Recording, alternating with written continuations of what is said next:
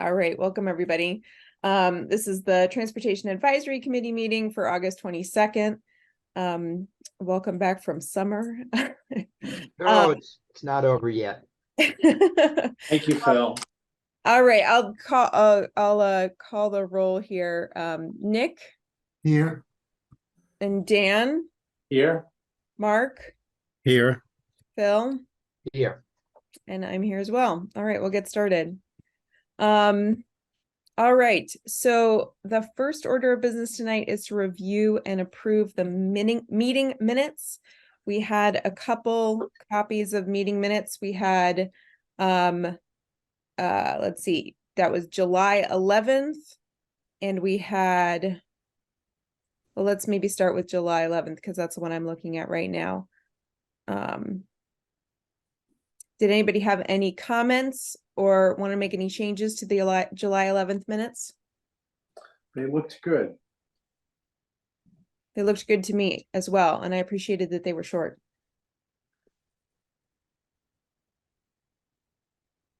Anybody want to offer any amendments or want to move to adopt these minutes?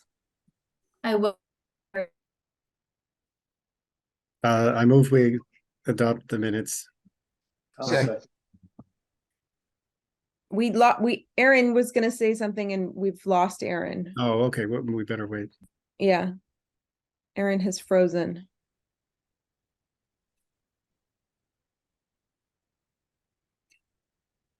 Oh dear. What were the other minutes here? I'm looking through my July 12th. No, I'm sorry, May 12th. May 12th.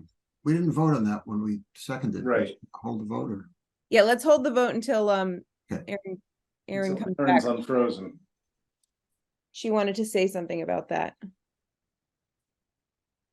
Oh,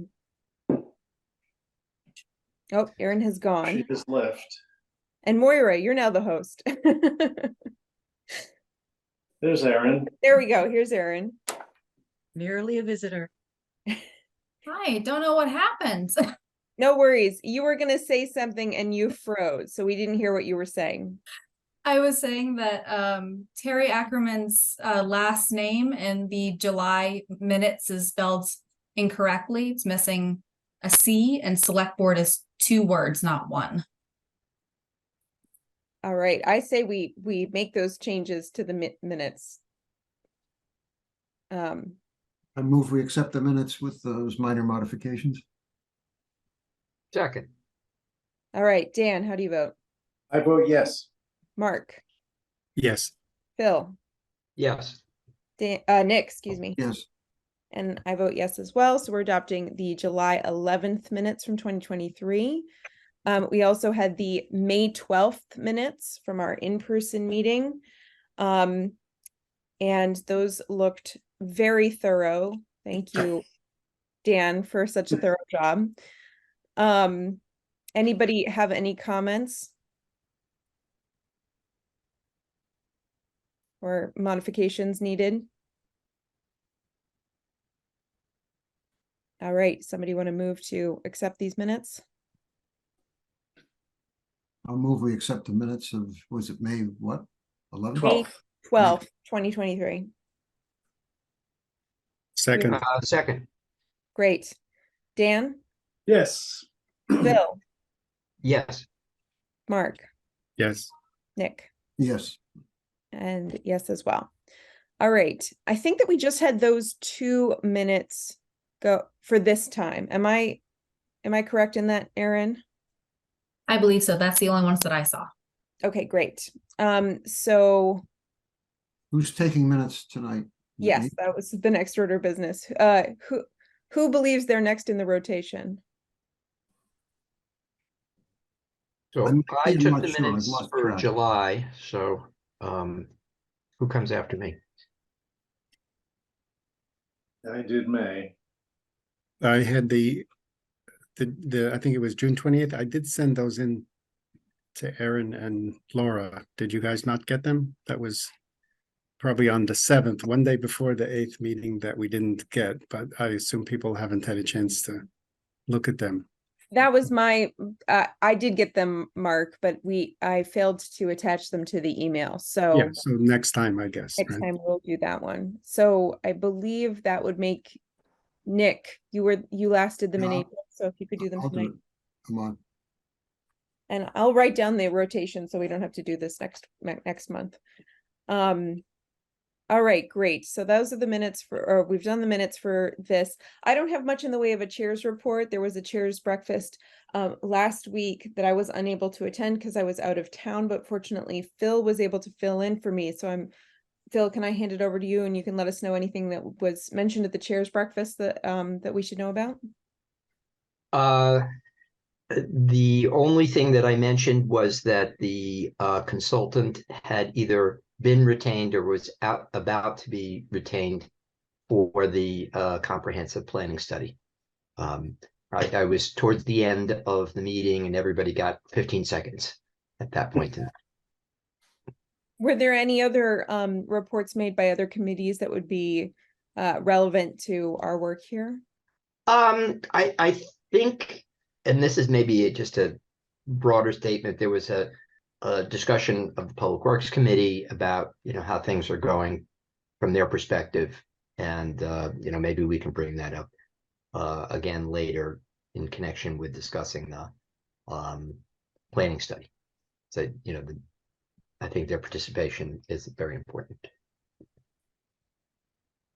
Yes, and from my visit with the Public Works Committee a couple months ago, they are eager to be collaborating with us. So I think it'll be great to pull them in on this transportation study and get to work with them a little bit more closely. Other than that, I don't have much to report chair's breakfast wise. The few things that I wanted to say are there is an upcoming event. There are several upcoming events that may be of interest to this group. There is an event coming up in October, I believe it's October 14th, that's being hosted about the Mass Central Trail, which does not go through Concord, but will be of interest to anybody who rides bicycles regionally, because the Bruce Freeman Grail Trail will eventually connect to the Mass Central Trail, which is an east-west multi-use path that goes from Boston all the way out to Western Massachusetts.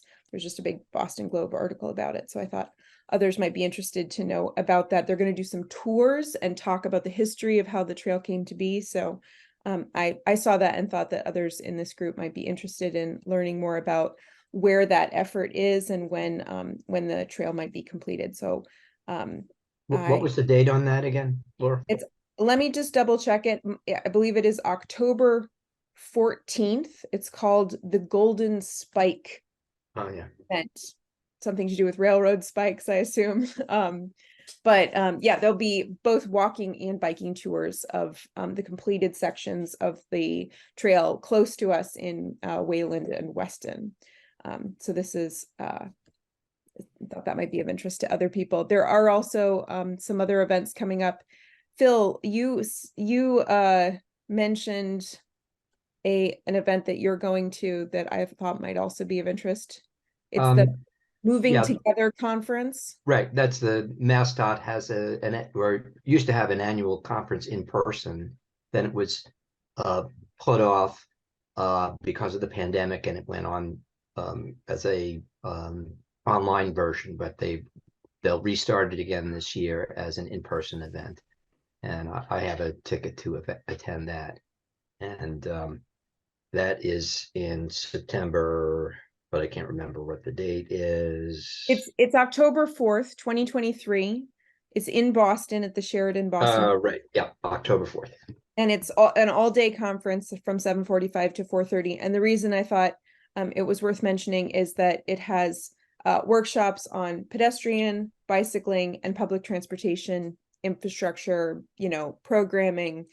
So again, it might be of interest. And it's run by MassDOT. So this is a great source of information for us, especially as we go into this comprehensive transportation planning. Where does one sign up for it? You can find it on I think it's hosted through the UMass Amherst College of Engineering. So you should be able to find it just by searching for the 2023 Moving Together Conference. And if it's okay with open meeting law, I can also email a link to the members of this committee, and yeah, so you could sign up I for can it. send it out. Yeah.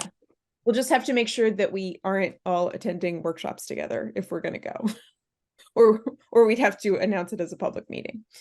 All right, so that's my chair's report. I just wanted to let folks know about those upcoming events. And then I'm going to turn it over to Erin to give us an update on the transportation study. Yes, so as I hope you all saw, I sent out the proposal. We are moving forward with a consultant, Stantec. We are very excited to be actually moving forward in this process. There was some slowdowns in our finance department, so it took a little bit longer to get the contract through and get all the sort of procurement background stuff done. But now we're done and we're ready to move forward. We're hoping to have a sort of a launch stakeholders meeting, which will include the TAC in the next probably week or two. I will get that date out to you all as soon as possible and try to poll everyone to make sure that at least the majority of people can attend. We certainly want to make sure that you all can be a part of it. And a part of that meeting will be sort of going through what the process will be, especially the first couple of months, talking about the public engagement, talking about the sort of stakeholder piece of it and how TAC is going to be really involved in the process, and allowing for, you know, questions that you might have and sort of how are we going to go about doing this? All of those kinds of things can be a part of that sort of initial stakeholder meeting. And that will be sort of our big launch to this project. What we're hoping to do is start with a survey and start our sort of initial community engagement starting in September, and continuing it throughout the entire process, but really sort of front loading it at the beginning of the process so that we can not only get the community involved, but also get that sort of background information that's going to inform the rest of the process. Nick? What did you say when the kickoff meeting would be? So we haven't decided a date quite yet. I'm going to I'm going to get a couple of dates from Stantec and then send all those out and see if there's a date that works best for. But it would be before you mentioned a survey in September. I would hope that the kickoff meeting would be before that. Yes. Okay. Other questions and thoughts about this topic? Questions for Erin about what's ahead?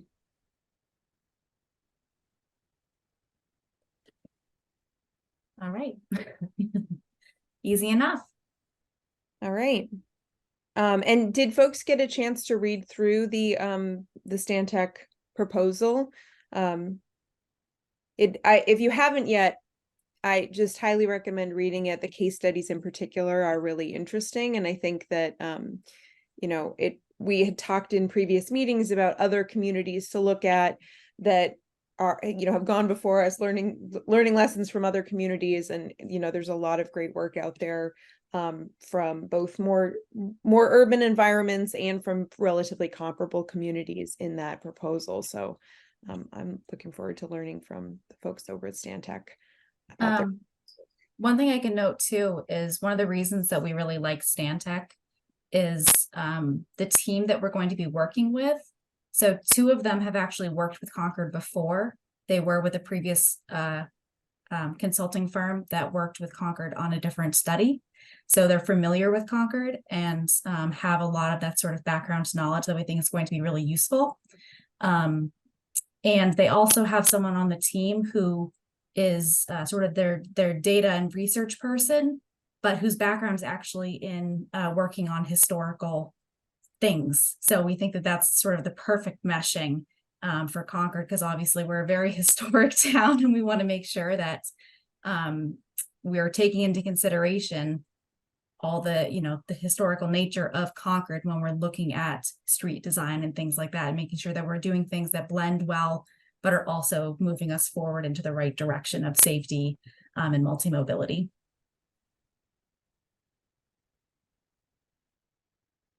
Excellent. All right, great. If there are no further questions on this topic, I will welcome Eric Sims, our Sustainability Director. And Eric, if you want to introduce yourself and then jump into your climate vulnerability assessment, that'd be great. Sure. Everybody hear me okay? I apologize if it looks like I have a fake tan. My lighting is pretty bad tonight, so at least to me, I'm coming across pretty orange here. So sorry about that. But yeah, thank you for the invitation to speak with you tonight. I think I have met some of you before. I am the Sustainability Director for the town. I started back in December, so I've been busy since then trying to get up to speed with everything sustainability related in town, and working on moving a number of initiatives forward on behalf of sustainability.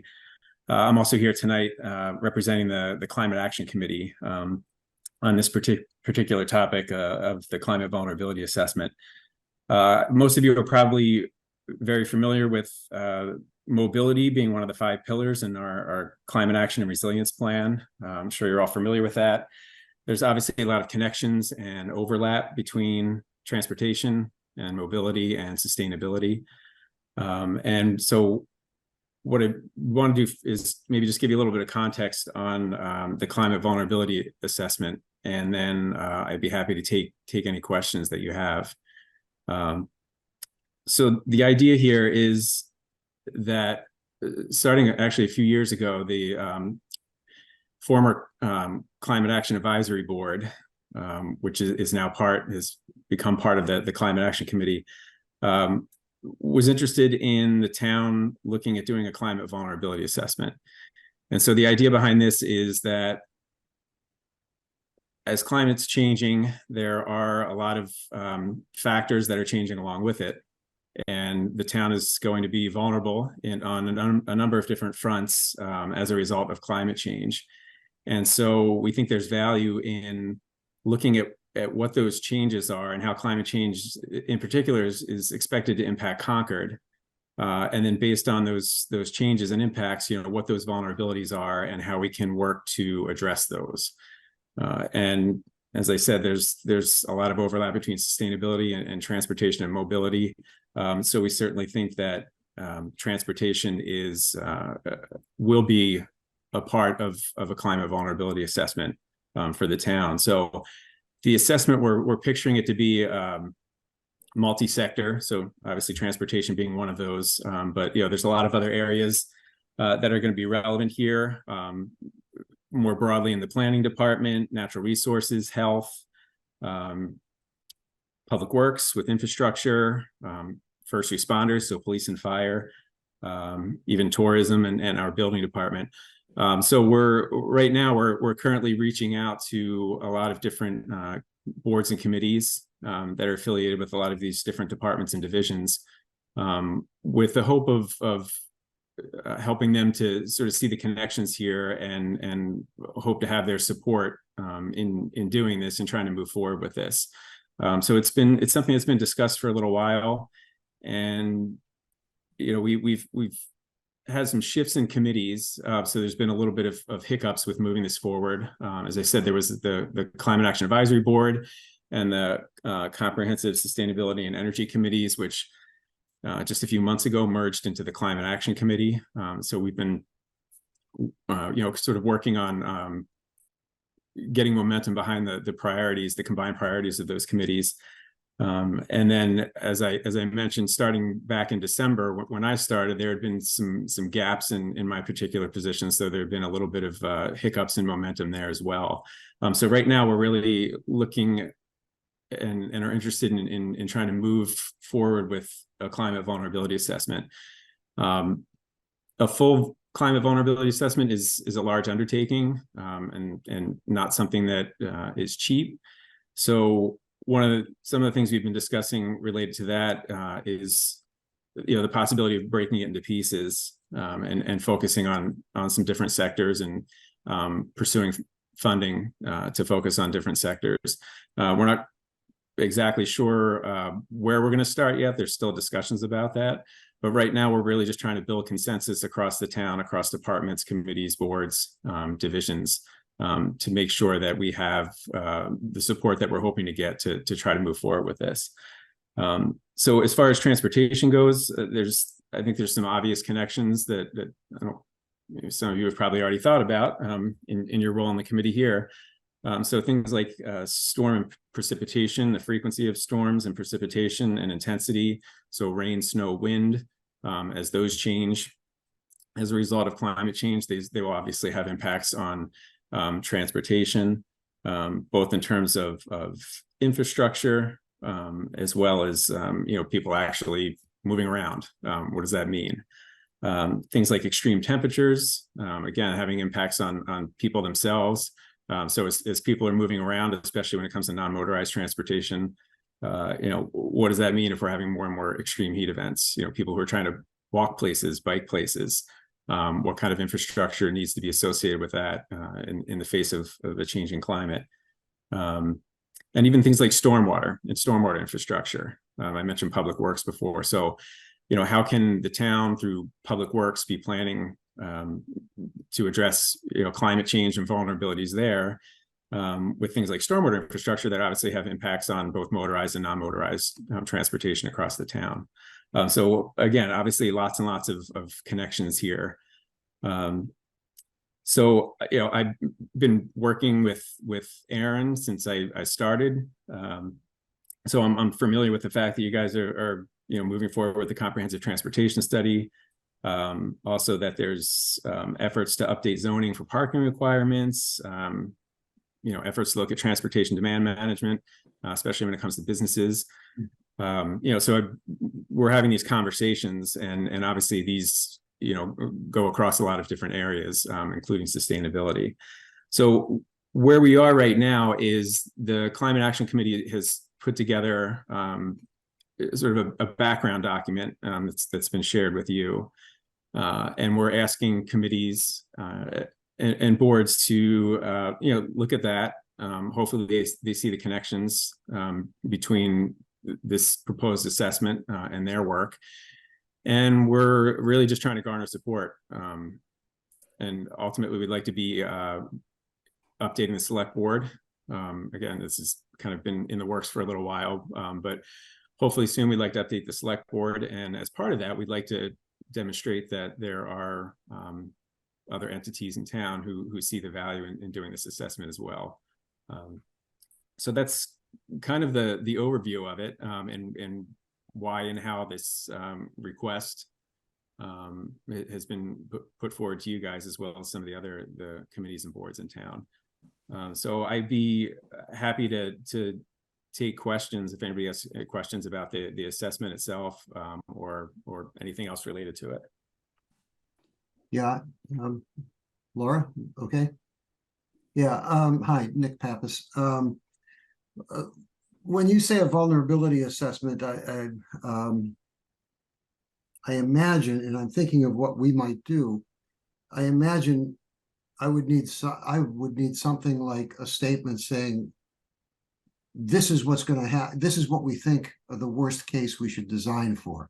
This pattern of rainfall, temperatures like this, because unless we're all going to just go off in random directions, unless we get some guidance in terms of, what exactly it is we fear is going to happen. And then we can take it from there and, figure out what that means in terms of people getting around. So is that the process? Is there going to be some parameters laid down that we would all, for instance, the Public Works would say, oh yeah, if it rains that much, we got problems with culverts? Yes. So the short answer to that is yes. So one of the first steps in doing a vulnerability assessment is looking at climate projections and trying to get the best available ones you can for your particular area. So for example, the Boston region has done a climate vulnerability assessment, and some other larger municipalities have done them.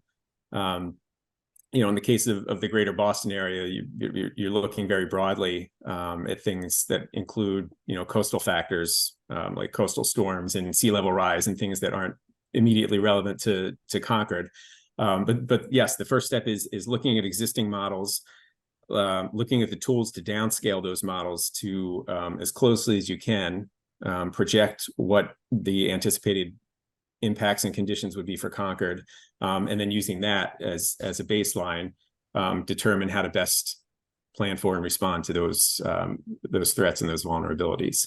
So yes, I think everybody across the board in town would be working with the same baseline, same set of data, and so the way I'm picturing this is that my office, sustainability and the climate action committee, would be taking point on this, but it's certainly not, something that we would be doing in a silo at all. I mean, that's the whole intent here is to do this with, the different departments and committees across town to coordinate this, again, knowing that there's all these different connections and overlap in a lot of places. So I think we'd be, so it goes beyond just hopefully getting a letter of support or a recommendation from different committees. Looking forward, we picture that we'd be working closely with these committees on these different areas to move forward with the assessment and the plan. So I hope that answered your question. Yes, that's what I was hoping. Great, good. But until we see it, we don't know what it means. Sure, yeah. So Phil, I see your hand is up. Yeah. Nice to make your acquaintance, Eric. I think you mentioned that there is an existing document that has been circulated regarding your work. I don't think I've seen that, so I was hoping to get a copy of that. Did I hear that correctly? It was attached to the email that went out from Aaron that had the today's agenda on it. The document is titled Recommendation to Select Board CCVA Final Draft. Okay, all right. So I'll take a look at that. I actually spent more time looking at the consultant's proposal than the other stuff. Okay, so the other question that I have for you is, can you describe or tell us what outreach has been done to the Finance Committee? So to date, there hasn't been any outreach done to the Finance Committee yet. I think we're still, I think it's something that's certainly being considered. I think what we were seeing as the first step in this process was sort of, looking to update and inform different groups across town with the hope that everybody would be as excited about this as we are. But I do think that ultimately, I think there'll be, in terms of trying to fund this effort and different pieces of this effort. In my role, I'll certainly, and along with the committee, we'll certainly be looking at opportunities for external funding.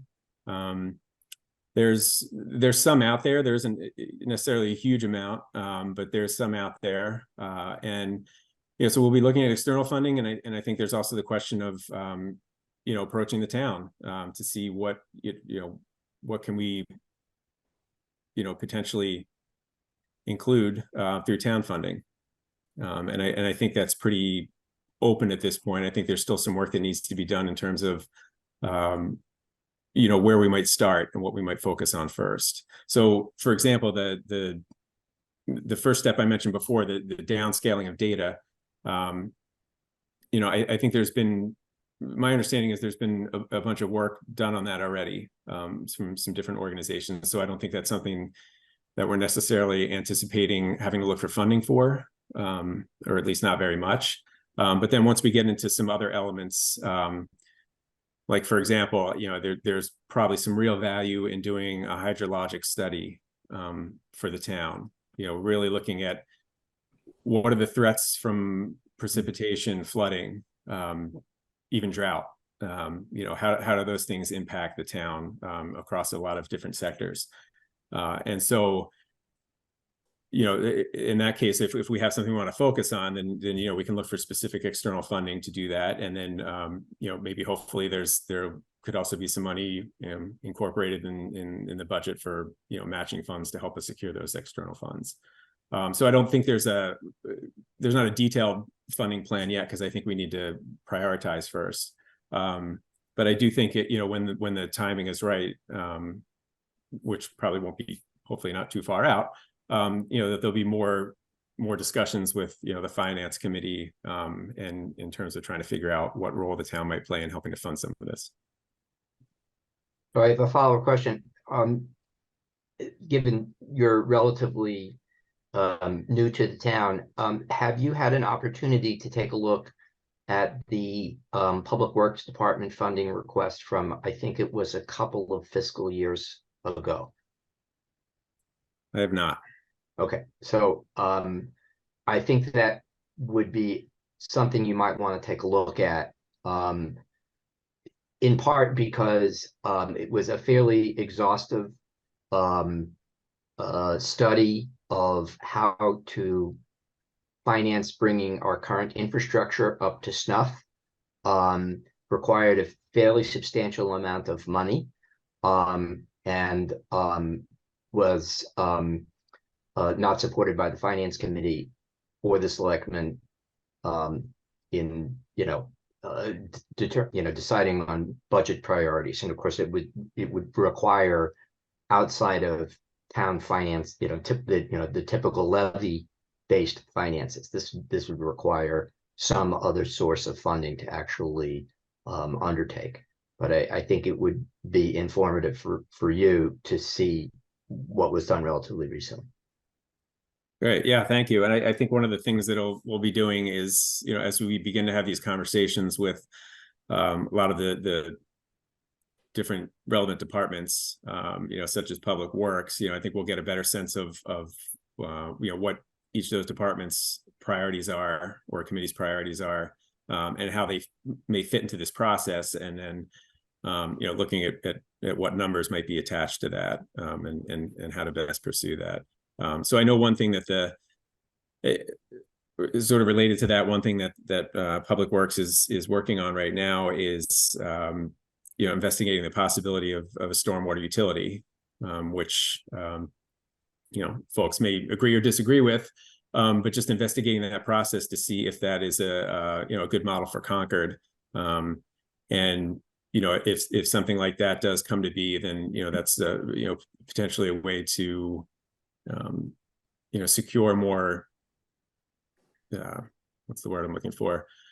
Consistent funding for things like you know, stormwater projects and other public works projects, where you know, you're not regularly having to go into the town budget to do infrastructure projects. In the case of stormwater, and if you have a utility, then you know, you have a dedicated enterprise fund for that, where you can you know, have those funds to work on projects. So anyway, that's just one example of you know, of something that I expect would be part of the conversation in terms of funding. But yeah, so I'll certainly be talking to Public Works and can look back at those numbers and budgets. All right, Mark. Hi, thanks. Yeah, I certainly think a hydrological study would be very valuable. We've got a lot of water, a lot of wetlands, a lot of natural systems helping absorb water, and still there's concerns about, you know, times of drought and water supply and all that. So that's really important. I was wondering, is there a relationship between the vulnerability assessment and emergency response planning, or you know, for the town? I mean, we have to submit certain things for the state and this and that, but you know, things like identifying emergency shelter locations, or in terms of creating new ones with respect to schools and things. So I'm not saying it's like under your umbrella, but it seems to me can be those kind of early connections back and forth.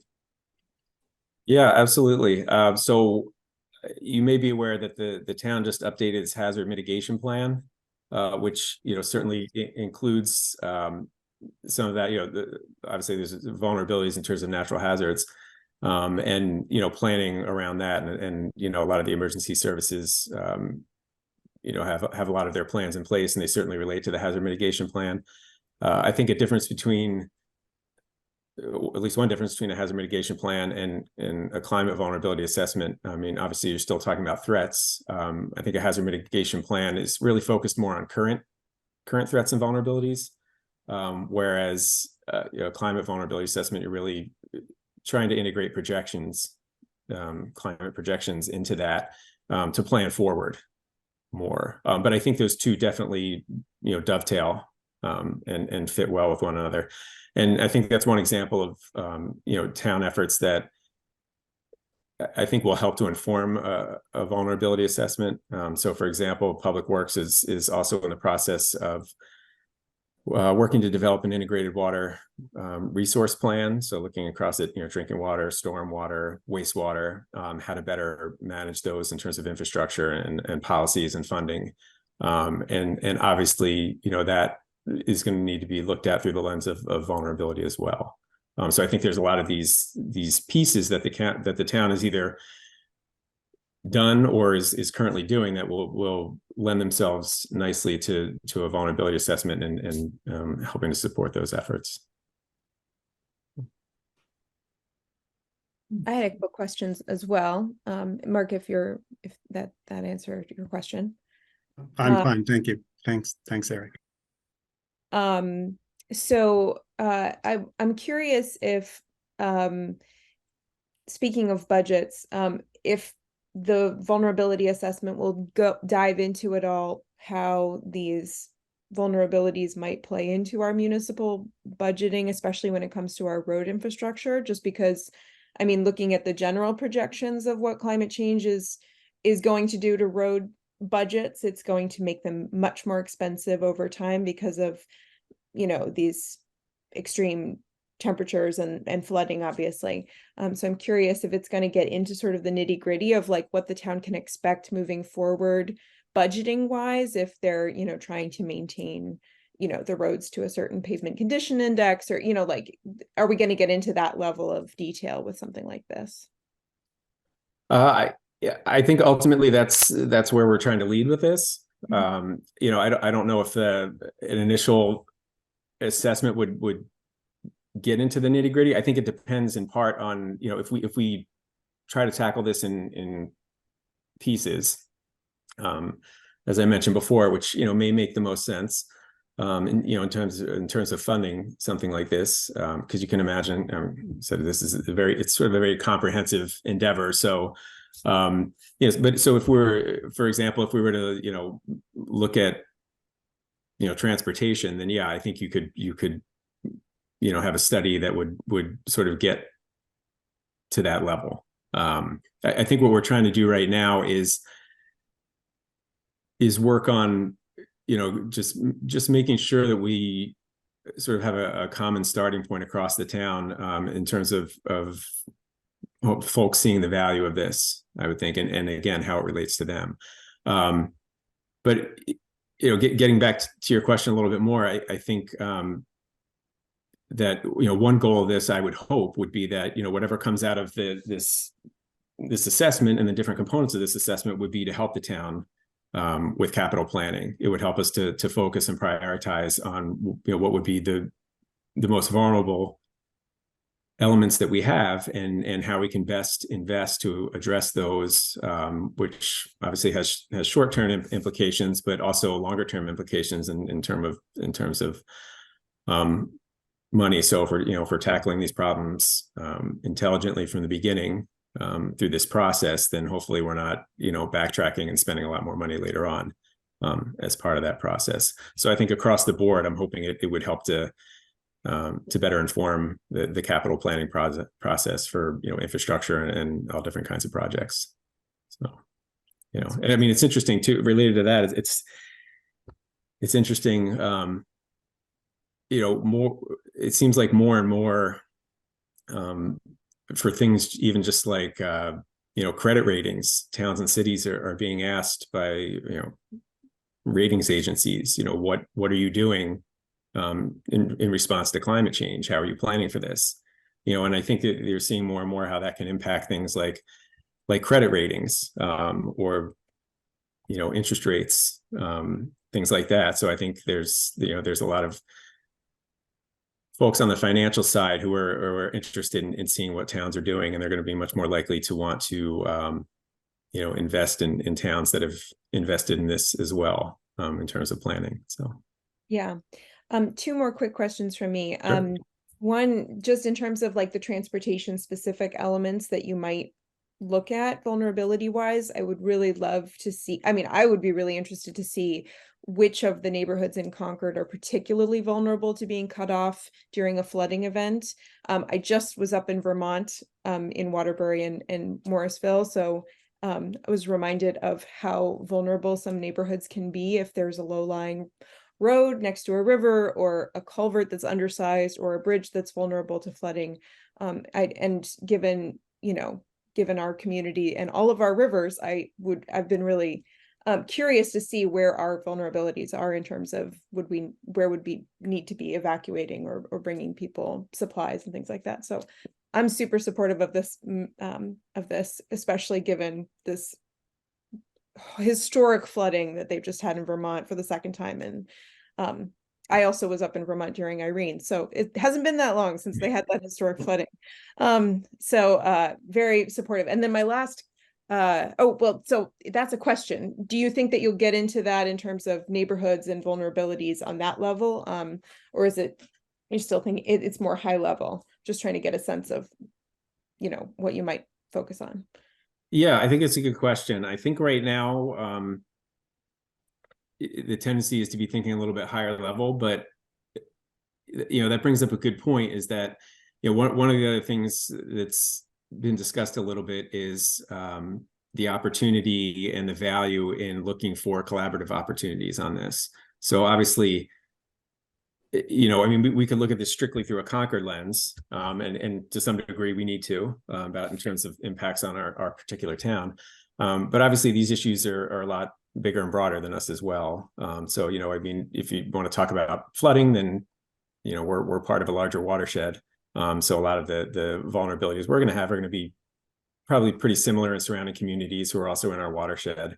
So there could be opportunities to collaborate with other towns when it comes to looking for funding. And I think that can be advantageous in some ways. A lot of the funding opportunities that I've seen lately, not specifically to vulnerability assessments, but more broadly for sustainability and climate, there's a lot of interest from funding agencies in collaborative efforts, and they're valuing that. So I think there's value in considering that, like, how could we potentially partner with other towns to say, if we're going to do a hydrologic study, and then, so maybe we can so going back to your question, it might be collaborating to look at a larger scale, in terms of, regional for something like flooding. But then I think there's also the opportunities for towns to narrow that down and look at more at their specific vulnerabilities. So like you were saying, we could look at the watershed and look for funding, which I think would be really helpful. But then also, have the need to look at the town, within the town, and where are our vulnerabilities within the town specifically. And then my last quick question, which is somewhat unrelated to those, is, do you know if the MBTA has done its own climate vulnerability assessment? We've seen, the snowpocalypse of several years ago showed us some of the vulnerabilities of our MBTA transportation system, but I'm curious if you know of any efforts in that way. I can't say I know of any specific to the MBTA. MAPC has done some work with vulnerability. So that we're in that magic sub-region of MAPC, and I know they've had done, I think it was back in 2017, which I just found out about, that they had done climate vulnerability assessment for the region. And I haven't had a chance yet to dig into that to see at what resolution they were looking and what particular issues they were looking at. I do know that transportation, I do believe, is one of those elements that they were looking at in that. And I know MAPC has looked at vulnerability for transportation. So I don't know if there's anything in particular at MBTA, but I think MAPC might have, and I have a feeling they're probably higher level, more meta than they are very specific. But I know there's been some thought given to that. So I'd be happy to share what I found so far on that. Thank you so much. Sure. I'll hand it over to Mark.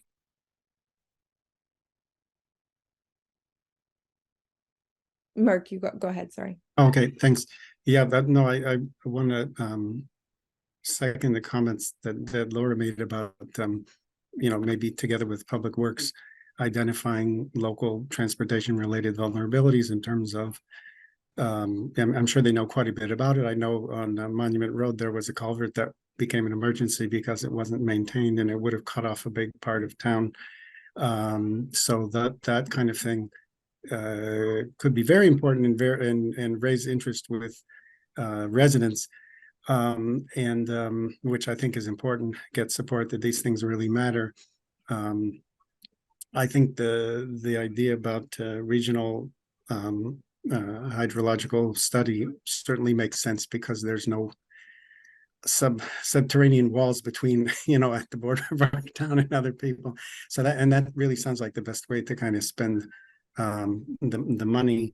I know that the MBTA a few years back had a big problem in Boston with snow and ice shutting things down, and they weren't capable there. So I think they need to be prodded. I wish the MAPC would do more about public transportation, and what MassDOT would actually get involved with that because they're too much into automobiles.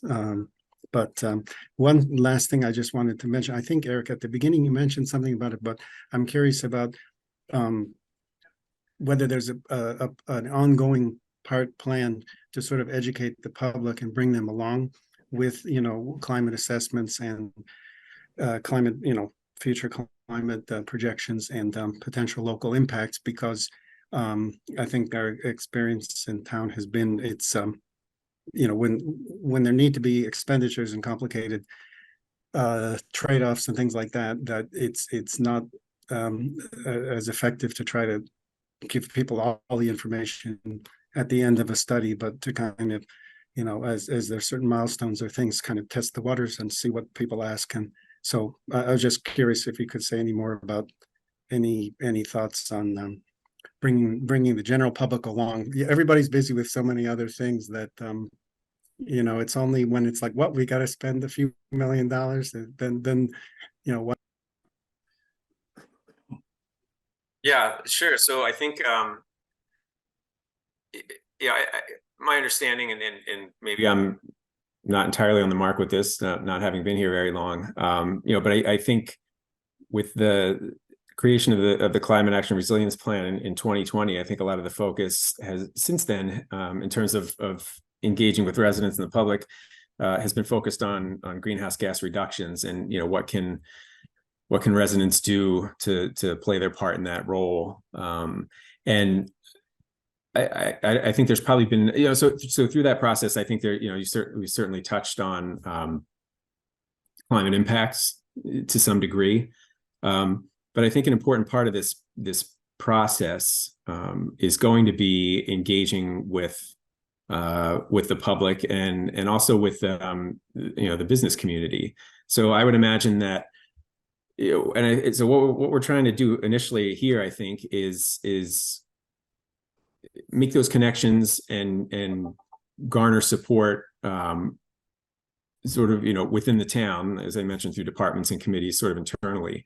But I also think a key part is going to be developing support and educating others in the town about the importance of this. So, I would imagine that there's probably should also be some stakeholder group, outside of town government, who would meet somewhat regularly on these topics, so we could, solicit input from them into this process as well as educate them about it. So I think it goes beyond just the town government taking action. I think it's the community is going to need to be involved in this as part of the process as well. Thank you.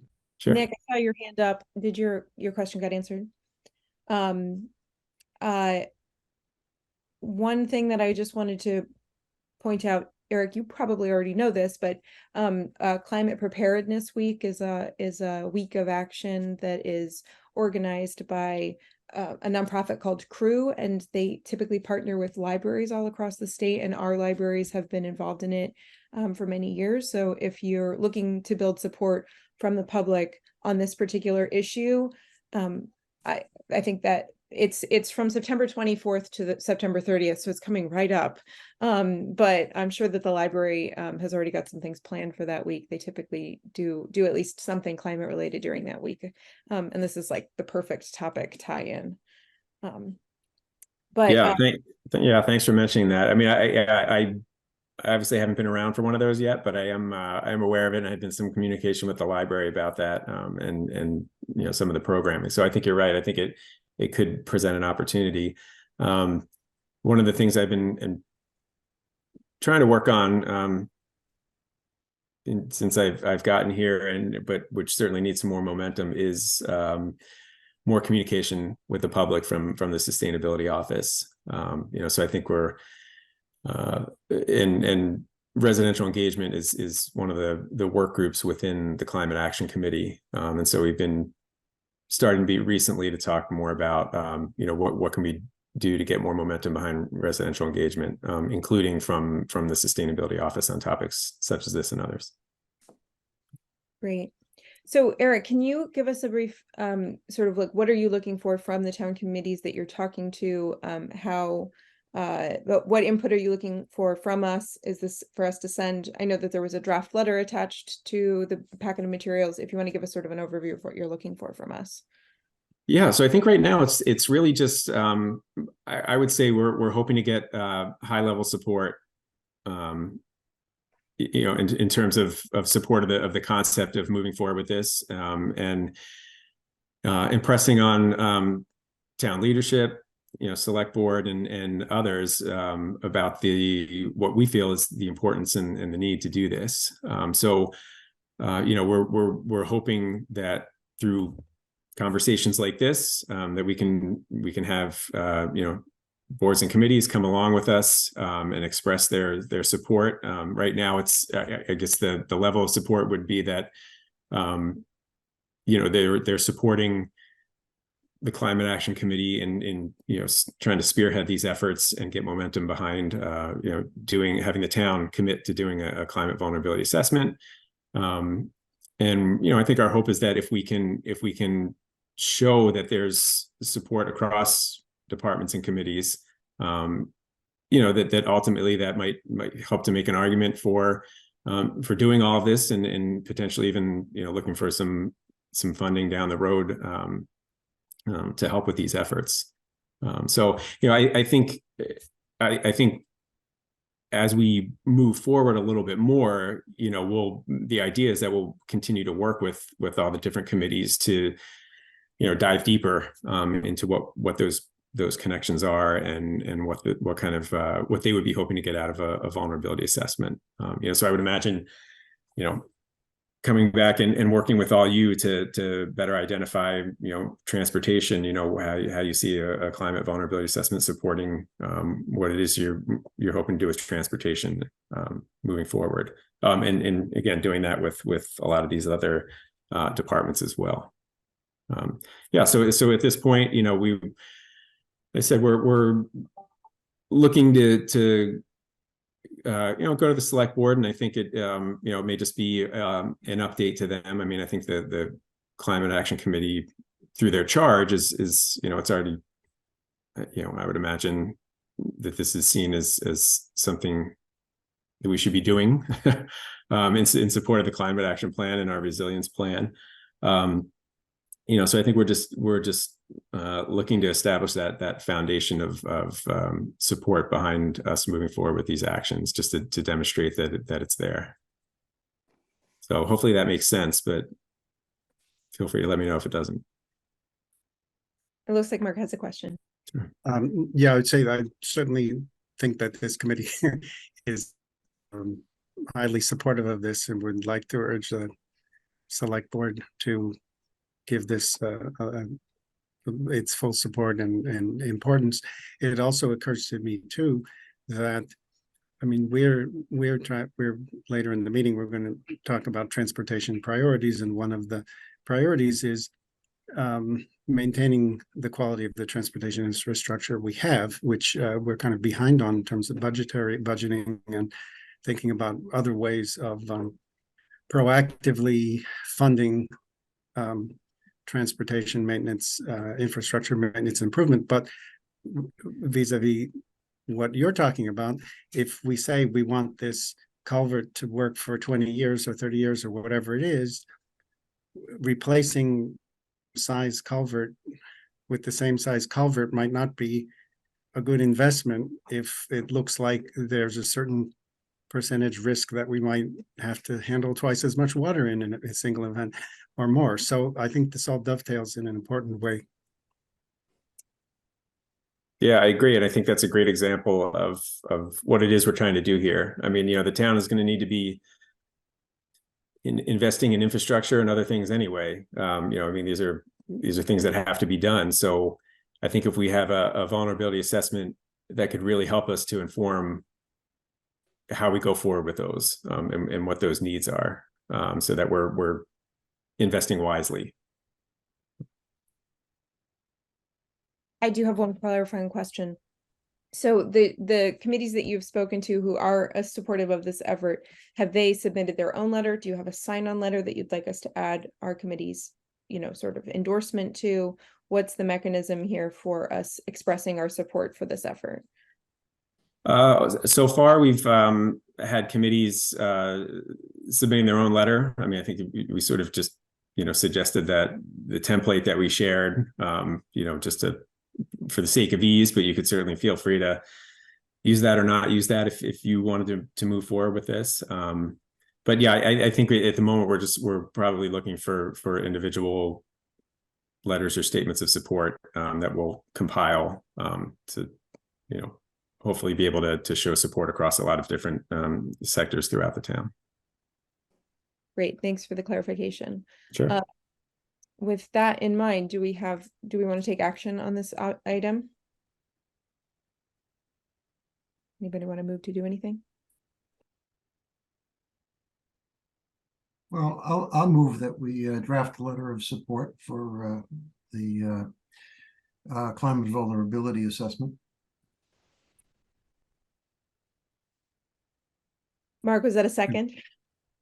Second.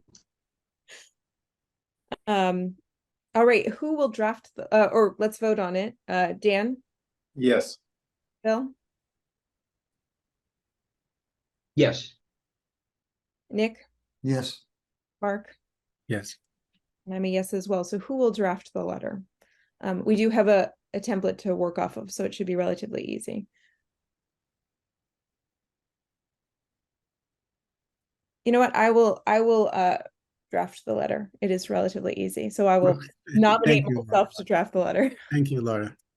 Eric, are you on a time crunch for this? Because we will not meet again for 3 weeks. Is it okay for you to have it in 3 weeks from now? Yes, I think that'd be fine. So yeah, that's fine with the timing. There's some other committees who are considering this who probably won't be meeting till then anyway. So yeah, that's fine. Okay, great. So we will, I'll draft the letter, and we can approve it at our next meeting, and send it along to you, Eric.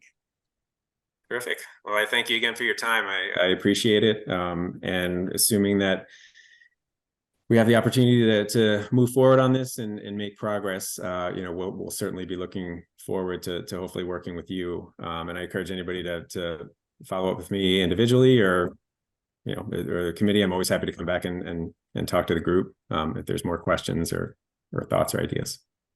Yeah, well, I hope that we can have you back again very soon. I'd love to talk about sort of the other half of the work that you and the Climate Action, I haven't gotten the new name yet, the Climate Action Committee, what you guys are called now, are working on, because, transportation has a lot of relationship to the vulnerabilities, but also to the mitigation side of things. So it'd be great to have you back to sort of dig into some of those mitigation efforts that the town is working on. Excellent. Yeah, I'd be happy to. Great. Well, thanks. All right. Have a good night, everybody. Thank you for your time. Thank you, Eric. Thank you. Thank you. All right, we are running a bit behind, I'm afraid, but I think that the time spent on that was well worth it. I'm going to turn it over now to Erin for the MBTA communities overview, and any questions on that. Great, thank you. So I want to start by saying that I know that all of you are probably sick of hearing about this at this point, but it's important, so we're going to go over it again. So the hope is that I'll give you a very brief overarching overview. This will be to help prepare you for tomorrow's meeting if you'd like to all attend. We have the MBTA communities meeting where we're going to be going over zoning in particular. So the language that's going to be going into the zoning, people can ask those questions, and we're going to be getting sort of what people are feeling and thoughts that they have before we're actually drafting the zoning, which will be going over in September and October. And that meeting's at 6:30 and the information's on the webpage. I'm gonna go ahead and share my screen. Can you all see that okay? Yes. Perfect.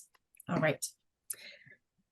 All right. So very quickly, what does 3A do? So 3A is the MBTA communities law. So it legalizes multifamily housing near transit as of right, which means that somebody does not need to get a special permit in order to build multifamily housing, which is housing that is 3 units or more on one parcel. It impacts all 177 MBTA communities. We have a minimum of 15 units per acre. The zone must be of a quote unquote reasonable size. They haven't really given us a good definition for that. It's kind of up to our interpretation, but we have to use at least 50 acres. And then the zones can be kind of areas outside of the out of the half-mile radius around the train station have to be at least 5 acres, things like that. There can be no age restrictions written into the overlay zoning. So that means we couldn't say that, for instance, all of the zoning that we're going to create is all for senior living or something like that. There can't be any age restrictions on the zoning that we are putting in place. And at least 50% of it must be within a half-mile of the transit stations. So in West Concord and in the Throw Depot area. So these are those 2 half-mile circles around the MBTA stations. You can see them in the purple outline. The white on the map is areas that can be included, and the excluded area is a sort of purpley blue color. So the excluded areas are things like wetlands, conservation lands, government land, whether it's federal, state, or local, floodplains, things like that. That land is all excluded, as well as things like roads. So just quickly, what does 15 units per acre look like in Concord? What do we already have? Well, I said that we have to have any multifamily housing by right has to be at least 3 units allowed per parcel, but these are some examples that you can see. So you can just see what that density looks like. So on the left here, we have 17 units per acre, 18 units per acre, and 17, just to give you an idea of what it can look like. It doesn't have to be giant apartment complexes or anything like that. It can fit right into Concord. And it's already here because these are, I'm sure, things that you would recognize. So on the left, it's 20 units, and on the right is 24 units. And then 18 on the left and 16 on the right. So just kind of giving you an idea of what that 15 units per acre can look like. So these are the things that I keep telling people over and over again. So I keep calling them my mantras. Zoning is not a mandate to build. It is just basically creating a framework so that it is an expansion of the options that are provided. So it's one less hurdle for people to have to jump through. We already have many of these plan is sort of already in motion because this is already something that's in the housing production plan that the town has signed off on, saying we want to be providing more housing, as well as in our Envision Concord goals, and creating the zoning will help us to do that. And also capacity, not counting. So it does not matter how many units there are, because it does not matter. There is no unit counting involved in this process. We are only looking at the capacity of the zoning, and I will show you what that means. And this is just a quick timeline, just to show you, this is on the website as well. Right now we're in August, and our meeting is tomorrow on the, we had in July, we had our mapping session. And then in August, tomorrow, we're having our zoning session. So going through and looking at what people want to see in terms of zoning, what zoning can actually do, what sort of things we can incentivize, things like that. And this is all leading up to a January warrant article. So we have to submit things for the warrant for an April-May town meeting by, I think it's like January 4th or something like that. So our timeline is pretty crunched, but we're trying very hard to get it done for this year because we have to have it done by next year. All right, so what does capacity mean? This is what I was talking about before. So capacity is only what could theoretically be built. It is not a production mandate. So as you can see on the left there, that says that there's an existing 2 units, the capacity is 4. In the middle, there's nothing there, the capacity is still 4. And on the right, there are 4 units and the capacity is still 4. So it's all about what the zoning says we can build, not about what could theoretically be built. We're only looking at the cookie tray. So it's all about looking at the state only is caring about what if we have a cookie tray that can fit the capacity that we need. They don't care how many cookies are on the tray. So that's the analogy that we keep using because it seems to work for people. So that's the analogy that we're going with. So why are we doing this? We're looking to create that sort of missing middle housing. That is housing that is for many different types of people. We're specifically looking to put it near transit stations and transit areas so that we can create that transit-oriented development, which we all know is great for reducing carbon emissions. It's great for creating walkable communities that people really like to live in. I mean, they show all kinds of things, like people love to live in these communities. They get to know their neighbors better. There's a lot of benefits. There's more green space because you can have your units closer together, all kinds of different things. And this just kind of shows that there are many different types of missing middle housing. It doesn't all have to look the same. So this is what our zoning kind of looks like now. And this is showing why we're looking to do an overlay district instead of trying to go through and change the zoning for each different section. So this is just kind of an explanatory piece of it.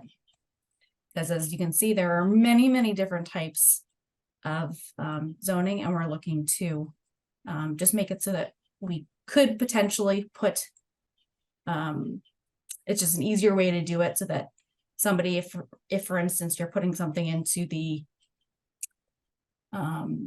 West Concord Village, for instance, you can build something that could normally be there under the zoning, or you could build the multifamily housing because you were overlaying it. And because I've been asked this before, this is not a depiction of any sort of actual mapping or anything like this. In fact, the shape is just the closest that I could get to 25 acres on GIS. So that is just sort of an approximate how much, if we were to only use within split between the 2 centers, if we were to take those 50 acres that we are required to have and split them between the 2, what would 25 acres in each look like? So this is an example of West Concord, and this is an example of Concord Center. So just kind of giving you an idea of what that really looks like in terms of acreage and area. And so we're not going to go through all of this, but this is just all of the basic facts. These are all available on the webpage. And then we also have more basic facts. But I just wanted to go through all of that very quickly so that we have that sort of basic overview. And then we can go through any questions that you all have, any specifics or any things about what I just showed you. It's your time to ask questions. Well, I just want to say that that visualization that you showed, that showed what 25 acres looks like within that half a mile circle, that was really helpful, because I was imagining it being much larger. It's actually a really small area when we look at it that way. So that's very helpful. I just wanted to say that. Any questions for Aaron? I have a question for you, Aaron. This goes back to where the zone has to be located. You created a footprint, which is a half a mile from the MBTA stations, right? Yes. And does this area have to be within that footprint, or only some portion of it has to be within that footprint? Sure. So half of our entire area, so we have to have at least 50 acres. That is the minimum requirement in terms of land mass, if you will, that we have to have. At least half of that has to be within the half-mile radius. Okay. All right. So conceivably, the second half could be somewhere outside of that radius. Is that Correct. okay? And at least at this point in time, what impact does the proposed housing project off of Baker Avenue have on the thinking about this? So it doesn't have any Okay. impacts just because we're only looking at the zoning. The only thing that it really does is it sort of, I guess, provides a visual example of what it could look like, if that makes sense. We could, for instance, if we decide that this is, exactly the kind of thing that we're looking to have more of in Concord, we could perhaps zone exactly where it's going to fit into that area. Because if it's already happening there, then we can go ahead and make that change. But like I said, it's all about the zoning, and it's not about what's actually being built. So that doesn't have any impact. But it is a good example to show us what that could look like potentially, because that's 20 units per acre. So to say it another way, you could create lots of new multifamily housing, but you still have the same requirement, which is you still have to create 50 acres, right? So, I mean, they could put 1,000 apartments in that parking lot, and that's nice, but it doesn't at all affect our obligation to create this 50 acres that has 15 per acre, right? Yes. But what it would do if for instance, we had 1,000 units per acre, like you said, Nick, in that one area, it might change what the requirements are, because it's a 15 unit capacity overall. So for instance, if we had some areas that were higher unit capacity, so if we had, say, 20 units per acre in one area, we might be able to have 10 units per acre in another area. So long as the whole area balances out to be 15 units per acre on average, then that works. So you could game it by zoning that parking lot for 500 units and in a sense spread that across the 50 acres. Well, kind of. Well, I'm just this is a hypothetical example. 50 times 15 is whatever it is, 750, I think. Yeah. So you could zone that for 700, and you could zone that for three. They're going to put over 200 there. In a sense, if you zoned it for 200 and said, fine, go ahead and do it. you've reduced the density that you need elsewhere within the remaining 50-acre part of the 50 acres. Yeah, so in this case, if we were to zone that area for 20 units per acre, we could perhaps have another, so if that's a 10-acre section that's 20 units per acre, we could perhaps have another section that's only 10 units per acre as required by rights. However, it does have to be something that we do have to get the signed off. So we can't, for instance, have one small area that's 1,000 units per acre, and then the rest of the 49 acres be like, it has to be something that could actually be built, if that makes sense. I'm sure there Well, there no, have but, to be some guardrails. forget the 1,000. You've got 200 in this thing right now. If you zoned that for 200, Yes. right? You've Yep. now reduced by 500, 200, I think. So you wouldn't need as much density every place else in the 50 acres. Well, we'd need a little bit less density in perhaps some area, correct? Right, right. But yeah, there's a lot of calculations that go into all of this to figure out if we have the correct capacity in our zoning, but we still I'm not have. advocating this. I'm just I'm only bringing it up to suggest that from what I suspect you will get people suggesting that we do this, right? Yep, that's one of the reasons that we did the mapping session, and we got a lot of feedback during that. And it's going to be, I think, a very interesting conversation tomorrow. So I encourage you all to go and listen and give your feedback there as well. Is it virtual? Is it virtual tomorrow? It is virtual, I'll yes. be traveling. I might be able to drop in. Okay. Aaron, do the parcels have to be equal, 25 and 25, or can one be more heavily weighted? No, so we could have potentially all the 50 acres in one spot, or we could have it split up. It doesn't have to be equally split between the two train stations. It could be that one gets a little bit more than the other. But what we've seen from the survey, I think so far, because we've done a survey and asked people sort of what their preferences are. Most people would like to see them to be fairly well balanced, as opposed to having, for instance, everything in Concord Center, nothing in West Concord, or vice versa. But we're also looking at areas that are outside of that half-mile radius for that other half that is not required to be within the half-mile radius. Thank you. Mark. Yeah, obviously this is very complicated because there's so many ways to do it. It's like some kind of role-playing game or something. But anyway, so I think from this conversation are emerging a couple of things I didn't quite get from the excellent presentation, and one of them is that if part of the requirement of the law is an average density of 15, whatever, that could be implemented by a percentage of a part of the area being much higher, which probably would mean more floors, similar to the way that Baker Ave proposal is, and averages after the fact. So that's another kind of thing, like the hypothetical, how many could be built versus there's no plans to build something. Well, another complicating aspect is that there could be denser areas and less dense, and then they add together and the sum total is the 15, or the average is the 15.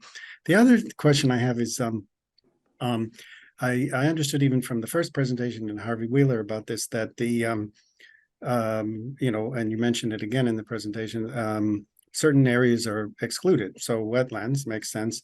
Government land is excluded from what I remember. And there may be a few other exclusions, but is there any, and this is kind of interesting because it's different than the 40B preempting local zoning. How does this overlay district work with commercial land, industrial land, brownfields, things like that? Are they excluded or need to be permitted, or what? Sure. So it still has to follow all the same requirements. So for instance, people keep asking about the HDC and wetlands and things like that. Like if you're going to be within 50 feet of a wetlands, and the answer is all those things still apply. So all this is doing is creating one less hurdle for there to be to build multifamily housing. So Can you I'm sorry, Mark's question, part of it was, can you overlay multifamily housing on a commercial district that isn't residential? yes, so yes, the answer is yes. So yes, if we do an overlay, so that's one of the reasons that people have been curious about Baker Ave, is because we could theoretically be placing this on Baker Ave, which is, I believe, zoned light industrial, which would mean that you could build housing next to light industry, which in our case over there right now is like medical buildings and things like that. It does not, we still have site plan review. That's still a part of the process. We still have all those sort of extra protections and layers from HDC wetlands. There's, it doesn't get to go over all the health and safety aspects, but it just takes away that sort of, this is zoned for this one purpose and this one purpose only. It provides a little bit more flexibility in where things can go. Specifically thinking about, we don't have anywhere in town right now where multifamily housing can be built without a special permit.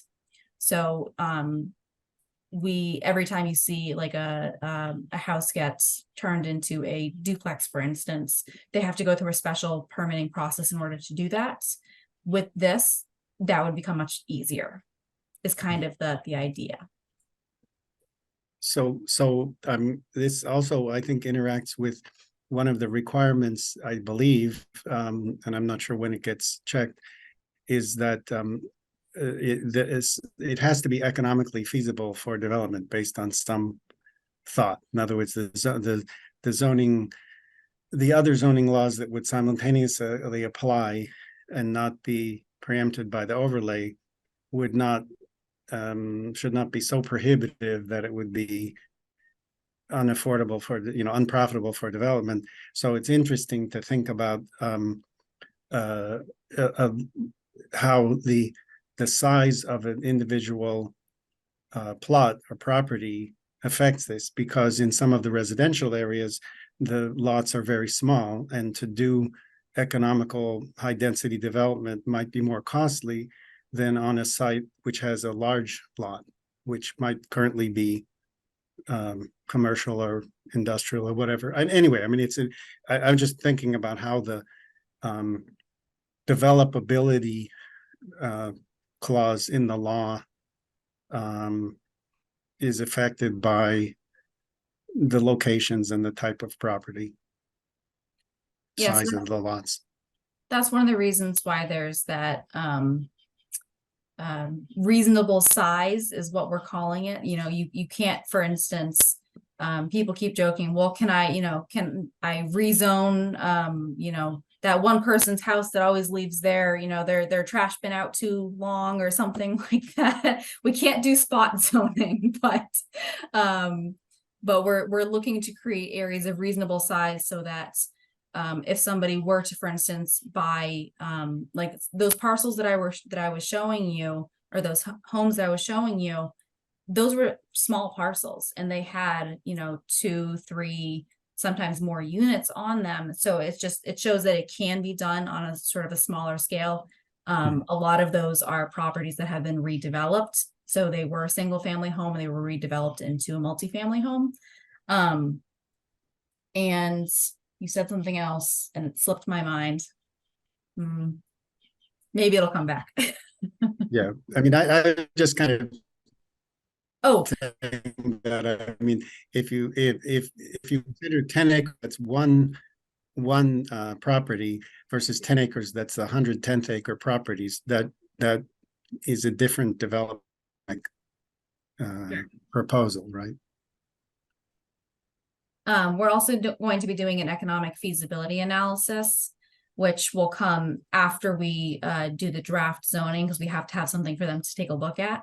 But that will be looking at the feasibility of including more affordability requirements in our zoning.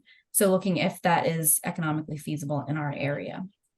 Right, because I remember when at an earlier meeting when Elizabeth Hughes presented to the select board on this topic, the first thing she said, this is not primarily about affordability. That's not that it's important for people to know that it actually limits the amount of affordability the town can require, subject to levels based on that feasibility analysis you're talking about. Well, it's not going to limit our affordability, but it does limit the requirements that we have for affordability in terms of when you're Right. creating like a large project or something like that. It's essentially making sure that it was baked into the law or written into the law so that we couldn't say, oh, well, we want all 50 acres have to be at 110% affordability for the area, something like that, because that would never. What were I thought the range was like 20%, I mean 10%, or if 20% if you do it in show it's still economically feasible, or was it different numbers? Yeah, that's so we can't right. We can't ask for, the law says we can't ask for 25% or 30%, no matter what. Right. Yeah, we can ask for, so right now, I believe that we can ask for up to 10%. If we do the EFA, then we can, if proven to be economically feasible, I believe get up to 20%, but that is up to what the analysis shows. Right, and of course, that also interacts with how large the properties are, because that means if a bunch of small lots get 2 families on them, there's no requirement for affordability can be enforced in the overlay district, because it would be 50%. Although I do think that it's worth pointing out that the affordable housing experts in town have said that an overly high percentage of required affordable housing is preventing any housing at all, especially affordable housing, from being built. So there is a reason that the percentages are set where they are set. It's so that we actually produce some affordable housing units, which Concord has clearly not been doing a very good job of, given that we are now subject to 40B. So I do think we're still able to require. They need to be set within economic affordability, feasibility, if we actually want affordable housing to be built in the town. Yeah, that's absolutely right. I have sort of a couple of follow-up questions specifically about how this committee should be engaged in this process, and how, where our feedback would be most appropriate. I think that this is a huge, like, multifaceted, involved in many different aspects of our town life, but there are huge transportation implications, and this is obviously already coming up over and over in these conversations about concerns about traffic flow, and I would be really interested to know, like, how do we dig into this? How do we offer advice? Where is our feedback most valuable, and what's the right format to be submitting our feedback in? Sure. So I think that places like the public forums are a great place to do that, because that's when you're going to be speaking to the community as well. So that way you can sort of, because this is a community process. This is being led by the planning board, but it is something that is not just being done in a bubble. It is being done by taking all the community feedback from these different meetings and incorporating it into what we're creating for the zoning and for the map. I think that one of the best things that TAC could be sort of looking at, if you're looking at, how's the best way to really be ensuring that transportation is a part of this, is to be looking, thinking about the incentives that could be given. So for instance, if they have sorry, I'm trying to make something up on the spot. If we have a large building that we're allowing, normally we're only allowing 1 story, and we're going to allow, making this up, 7 stories if you're providing a garage for bike parking, something like that. You can have those kinds of incentive discussions, and those are the kinds of things we're going to be talking about tomorrow, to talk about what kind of incentives do we want to see. And then we can also think about encouraging having routes for people to take that are multimodal, so they don't have to drive if part of this plan has the zoning outside of that half-mile radius, or encouraging it to be more within that half-mile radius, because that is a more comfortable distance for people to walk or bike to, for instance, the train stations. So these are the kinds of things that I think that the TAC can really be involved in. And I think it's mostly at this point going to be sort of advocating within the community, within those public forums, and making sure that we're thinking about these pieces of the puzzle when we're putting together this draft zoning. But I just want to follow up one further thought that, so I understand perfectly what, Laura, what you were mentioning, and Aaron, you were confirming that if we want to rely on market forces, if you will, subject to certain limited zoning restriction to provide some degree of affordable housing rather than zero, then, you know, as opposed to like public funding of it, which is something I'd support and I'd be willing to pay for, and the town has actually paid for. It interacts with where these overlays are in very strongly, in the sense that if you overlay on say we're allowed, say we fail to finance you know, the financial feasibility for development study for Concord, then we're only able to require 10% affordable, right? Which means that the only time we'll get an affordable out of this is on a property that allows at least 10 units, not on one that allows 2 or 3 or 4 or 5. And if we include the overlay on an area that where you can, and we get 20%, then you're not going to get affordable out of this by as required or as desired by some people, except in the cases where there are lots where you can build at least 5 units, right? So I'm just trying to say this, you know, there are a lot of confusions here, like the cookies in the tray. Another confusion is the affordability percentage and how it interacts with each development project. And I can imagine that's going to lead to more confusion as time goes on. So the more we can kind of clarify it, I mean, maybe what I'm saying isn't correct, but it sounds correct to me.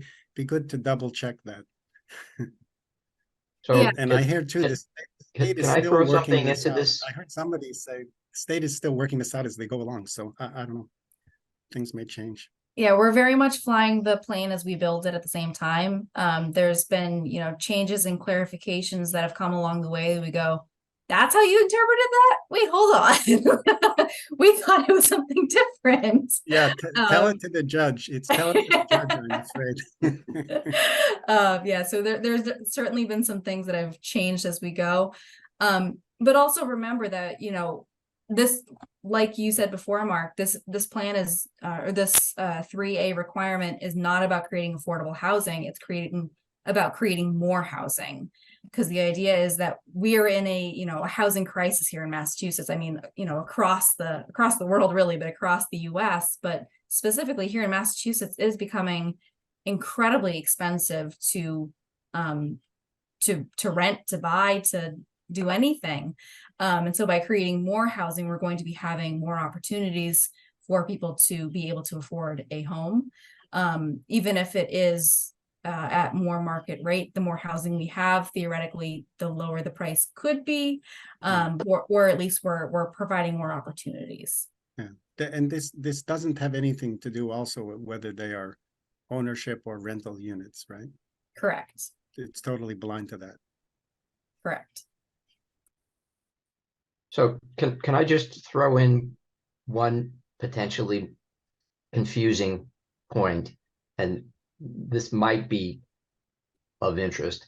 So the definition of affordable housing is pretty specific under the state and federal law, just so that everybody's clear about this. And the definition of affordable housing has to do with what's countable for under the subsidized housing index, the SHI.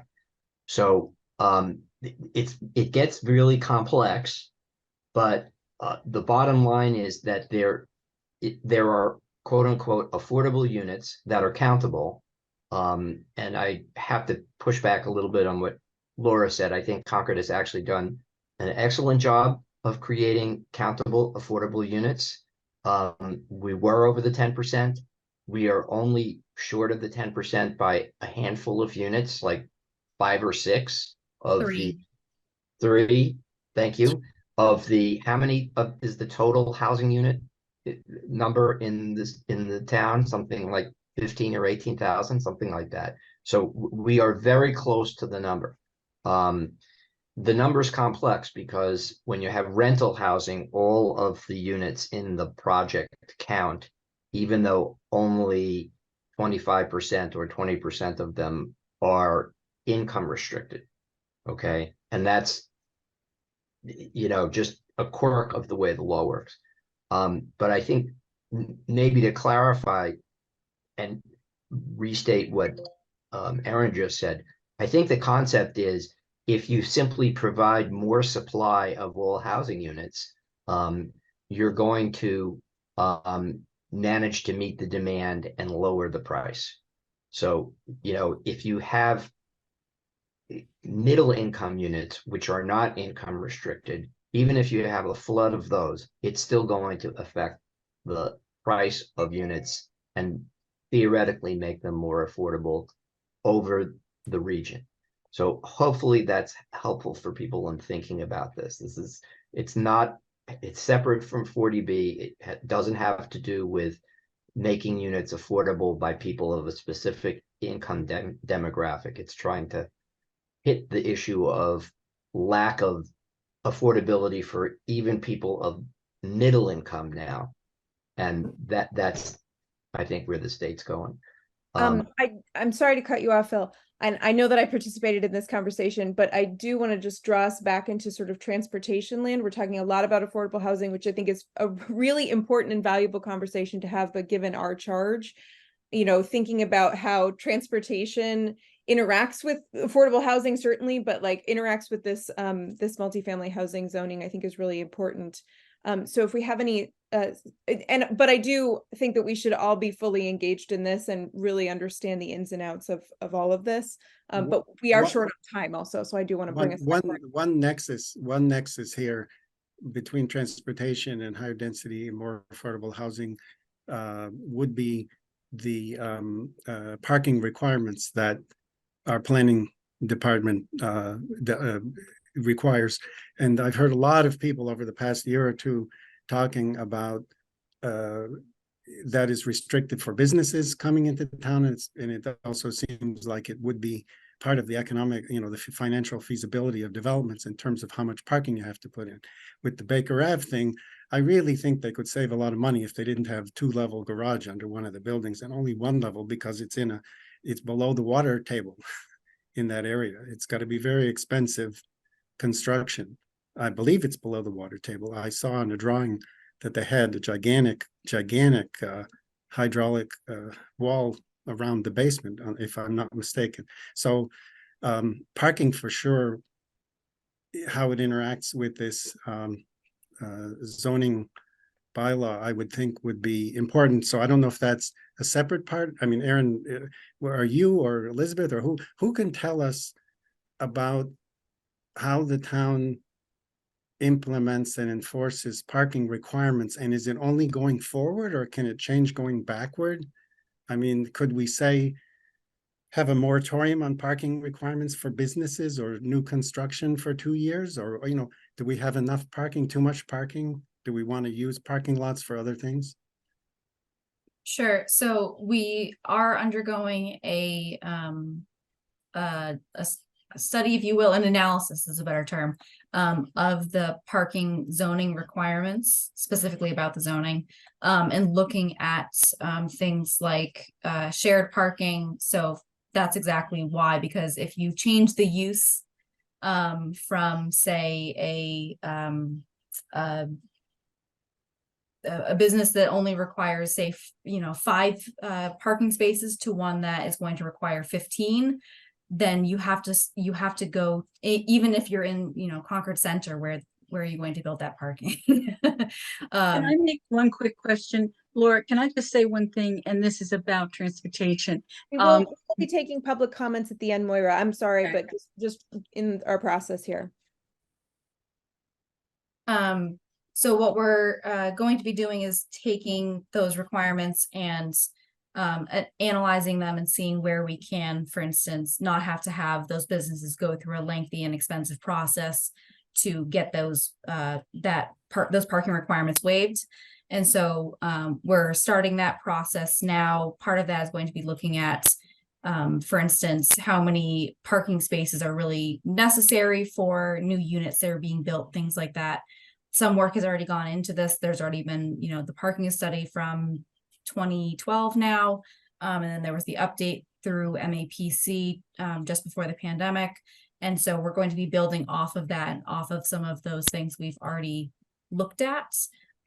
So it won't, parking that we already have would more or less be grandfathered in, but we'd be looking forward to see new things that are going in, how that could be impacted, whether that is, we're looking at transportation demand management strategies, things like that, looking to see how we can make things better going forward.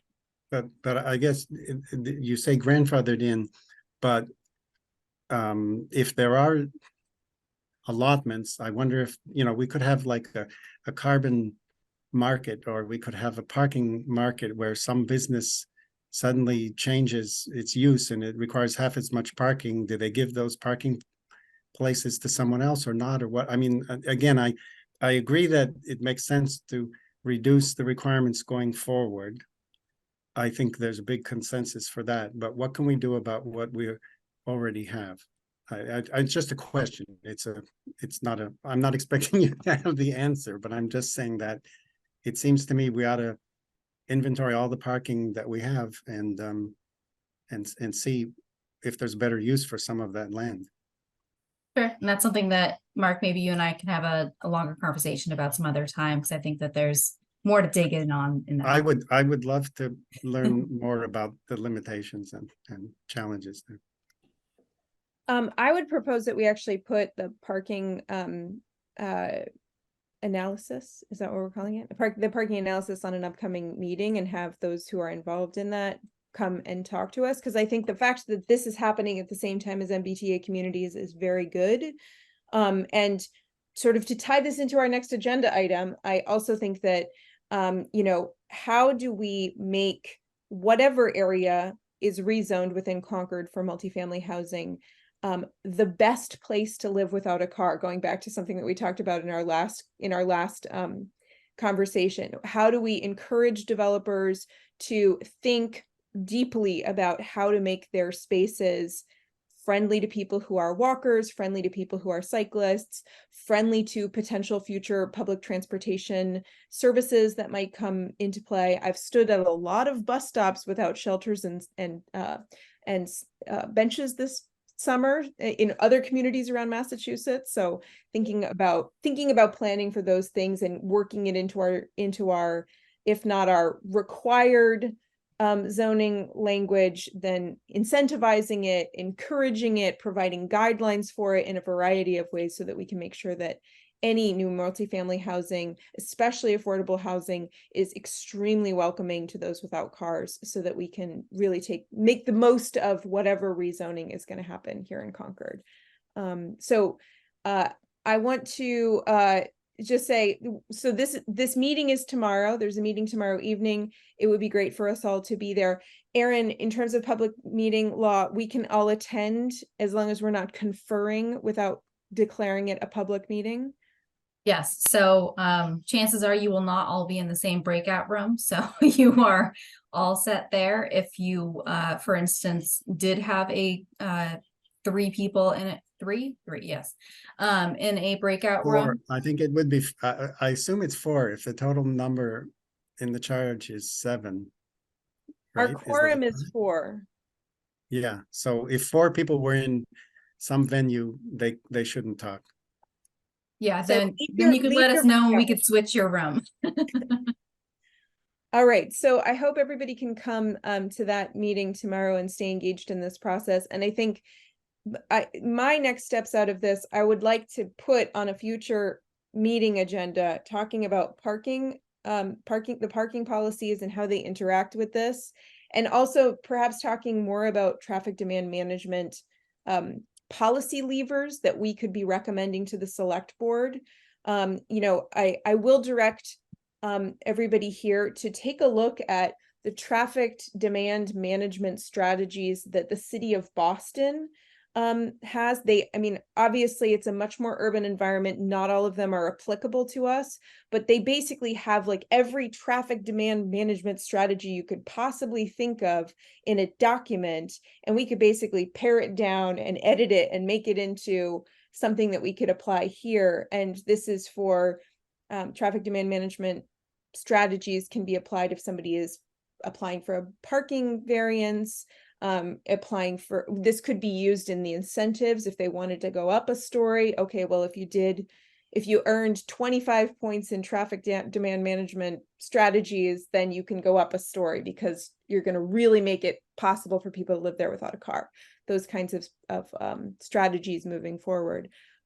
So if we can continue this conversation at a future meeting and maybe have an outcome where we're, you know, recommending a policy, drafting something, that I think that would be a really great outcome.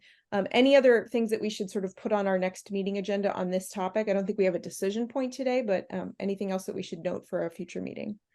So one thing that I will note is that the planning board meeting, I believe the one tonight is, has the consultant who's doing the parking planning analysis, if you will, talking about some of their initial research. Obviously, bad timing, we couldn't all go to that, but we can watch the meeting and it won't be the last time that they go to the planning board.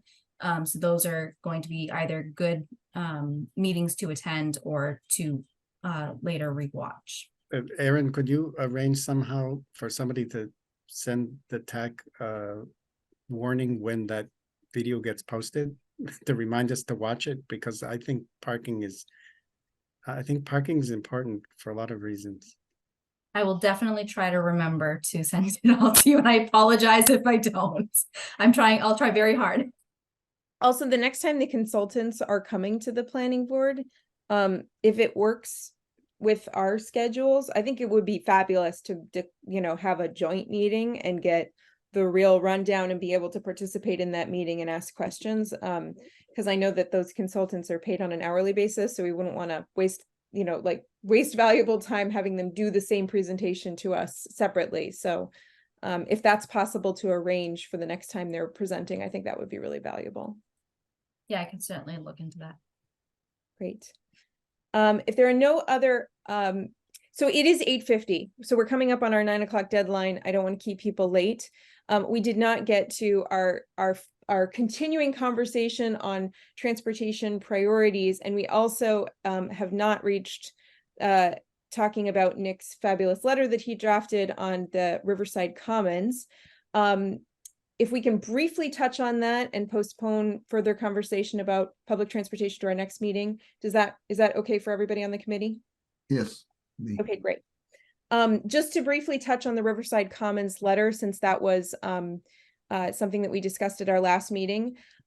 Because there was a little bit of a time crunch, the select board was actually drafting some comments. And Nick's draft was already in the public record because he had given it to all of us. I forwarded that on to the select board so that they had sort of a summary of some of the things that we discussed, and some of those comments ended up in their deliberations as they were considering what to ask for. There will be future opportunities for us to submit suggestions, recommendations, etc. to this developer, so we can continue to refine that letter moving forward. Since we don't have time right now, I would suggest everybody take another look at that letter and send any comments, suggestions, things that we want to add to that letter to Aaron, because there will be more discussion about that project coming up. But we don't have to do that today because there's no timeline on that right now. But before I close that topic, is there any other quick comments on that Riverside Common letter? I was pleasantly surprised to see so many of the things that were in that thing I sent wound up in the letter from the select board. So I thought that was great judgment on your part to just pass it on, both of you. Thank you. I'd say luckily a lot of us and the staff were thinking the same things you were, Nick. So it all kind of melded together and worked out well. I do want to note that on Friday, let me make sure I get the name right. The Mass Housing issued the project eligibility letter for the 40B project. And we received the application yesterday. So it's about a month before we were expecting it to come in, but it did come in. It is unfortunately falling within the same time frame as the MBTA communities, which we were hoping wouldn't happen, but that's okay. So there's not going to be a meeting on it right away. It will show up as I believe, because we have 30 days to open the public hearing. So I believe that it will show up on an agenda for the ZBA in September. However, I believe that it's just going to be immediately continued. So there's not actually going to be discussion on it. And there's going to be a meeting probably in October to actually begin the discussion on the Riverside Commons project. Any other quick questions or comments on this topic? Great. All right, so we have received a number of pieces of correspondence from the public. So we are not going to have an in-depth discussion about them today, but we're here to acknowledge them, that we received those comments, and we will need to discuss some of them at a future meeting. Just to acknowledge what we received, we got several letters related to the Haywood Meadow crossing area. So this is in Concord Center, and there is concern about safety and potential conflicts between pedestrians, cyclists, and vehicles in this stretch of Concord. So we have to have a discussion about that. But I think that one of the things to acknowledge about this is that this goes back to a conversation that we had at a previous meeting about sort of protocols. If something is brought to the traffic demand management group, what is our protocol for something has been brought to us after going through the traffic demand management group? Do we want somebody from that group to come and present to us? I think that maybe at our next meeting, we can discuss more about sort of protocols. How do we deal with letters of this kind? Because this is not the first time this has happened, and it's certainly not the last time this will happen. So so we received several on that issue. I think we received in total 4 or 5 letters. I think we received 4 letters on Haywood Meadow. Am I missing anything, Erin? I think that is it, if I remember correctly. I will note that 2 of the letters were sort of a precursor to the forwarding of a letter, if that makes sense. So they're sort of tied together. But I wanted to send them all along so you had all the context. But I believe that is all the correspondence that we have. And we don't have to further discuss that today, right, Erin? Okay. All right. And so with that, I've lost my agenda, but I believe that we're at public comments. So I'm going to open it up to, or actually I'll open it up to liaison comments first, and then I'll open it up to public comments. So Terry, our select board liaison, if you wanted to make any comment before we open it up to public comment, that'd be great.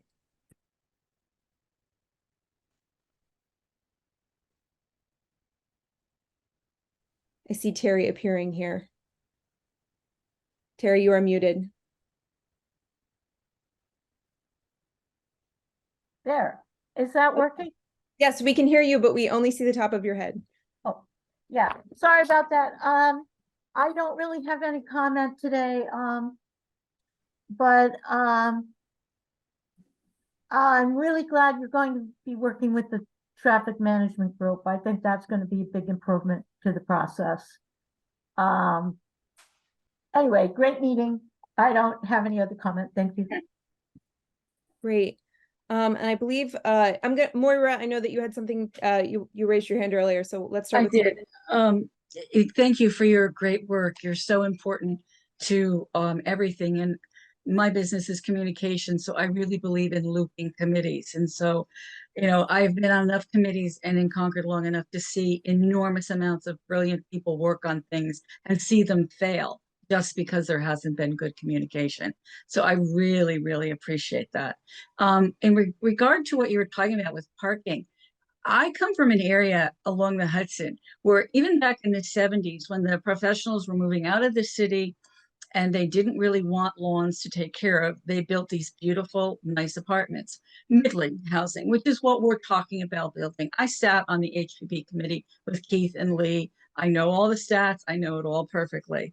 And what they did, and again, it wasn't town government, but they required that every builder have a van that took people to that train station at every commuter train between 7 a.m. and 9 a.m. They also had somebody meet that train, and the builder was required to have this van.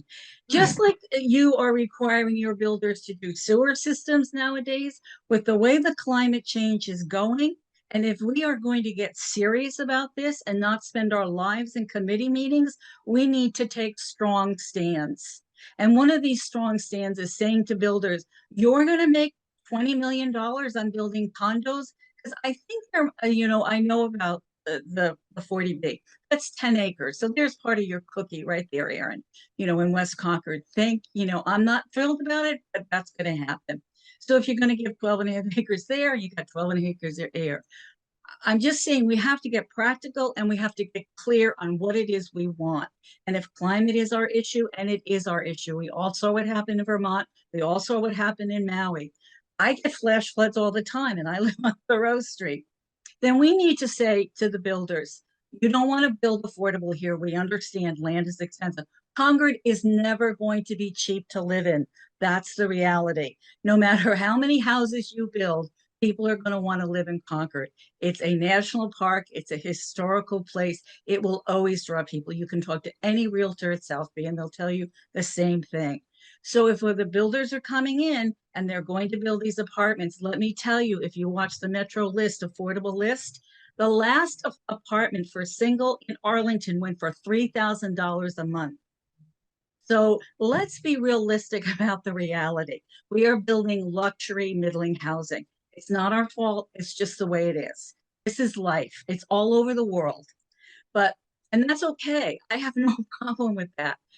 But I want to make sure that people understand you have to go to your builders and you have to negotiate.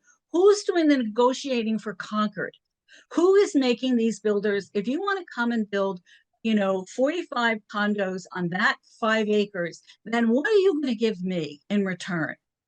They're going to make condos, they're making money. They're going to make on a $3,000 apartment in 25 years. You know, they make $1 million on that one apartment. You know, we need to think big term and you need to think individually. And the devil's in the details. So I am feeling very clear and very strong and very gray-haired about this. It's like you are doing marvelous work and I don't want to see it go down the tubes in these committee meetings that people don't talk to each other. They don't understand the finances. They don't understand the town. It goes all the way to town meeting and then everybody votes it down after all your hard work. So I think it's important, and I'm willing to write a warrant that says if you want to build in Concord, you're going to have to provide transportation to the train station.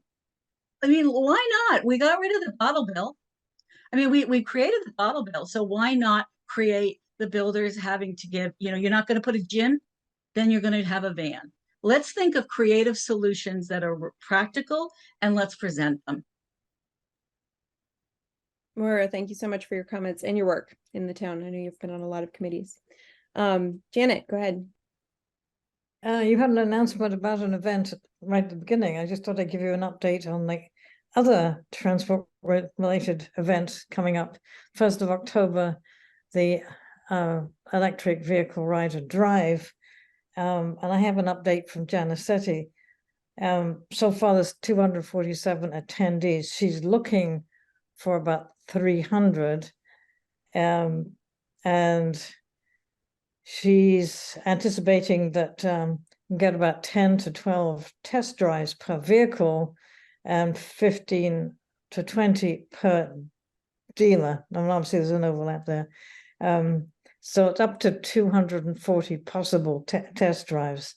So given that not, there will be some no-shows, she wants 300 attendees to register. So that's the update.